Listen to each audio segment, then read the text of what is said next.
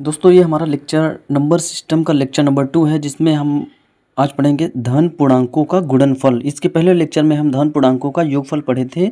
ये हमारा उसका सेकेंड पार्ट है, जिसमें हम पढ़ेंगे धन पूर्णांकों का गुणनफल।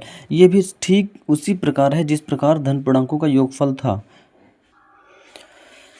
इसमें हमारा पहला नियम, जो हमारा नियम योग में था वही हमारा नियम गुणनफल में भी है, बट वहाँ योग था, यहाँ गुणा है।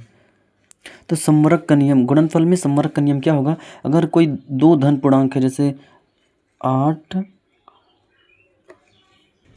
और 4 का जब गुणा करेंगे तो 32 आएगा, ये भी एक धन पूर्णांक होगा। या फिर 5 गुणे 2 का गुणा करेंगे तो 10 आएगा, जो कि एक धन पूर्णांक ही होगा। यानी कि जब दो धन पूर्णांकों का गुणा किया जाता है तो एक धन पूर्णांक ही प्राप्त होता है। और जिसमें हमारा दूसरा नियम है क्रम विनिमय का नियम। जब किन्हीं दो धन पूर्णांकों का गुणा किया जाता है, जैसे 5 गुणे 8 बराबर 40 आएगा, या फिर हम 8 गुणे 5 करें तो भी 40 ही आएगा। यानी कि जब दो धन पूर्णांकों को अल्टरनेट तरीके से गुणा किया जाए तो भी हमारा रिजल्टेंट सेम ही आएगा, यानी कि धन पूर्णांक ही प्राप्त होता है।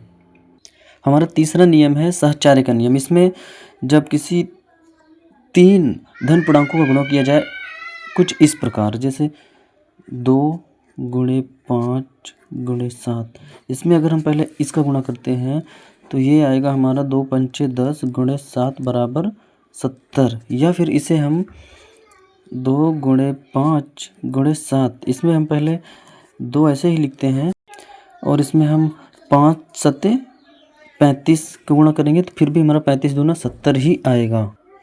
गुणनफल में हमारा एक नियम और ऐड हो जाता है, जिसे हम वितरण का नियम या फिर बंटन का नियम कहते हैं, जो इस प्रकार, जैसे 3 गुणे 6 प्लस 5 है, तो इसे हम इस तरह से लिख सकते हैं, जैसे इक्वल 3, इसे हम जोड़ लेते हैं, 6 5 11 बराबर 3 गुणे 11 बराबर 33 ही होगा। या फिर हम इसे इस तरीके से भी लिख सकते हैं, जैसे ये 3 का अंदर गुणा कर देंगे, 3 गुणे 6 प्लस 5 को हम इस तरीके से लिख सकते हैं, 3 गुणे 6 प्लस 3 गुणे 5, तो 6 त्रिक 18 प्लस 5 तिहाई 15, तो 8 5 13 हासिल 1 1 2 3, फिर भी हमारा 33 ही आएगा।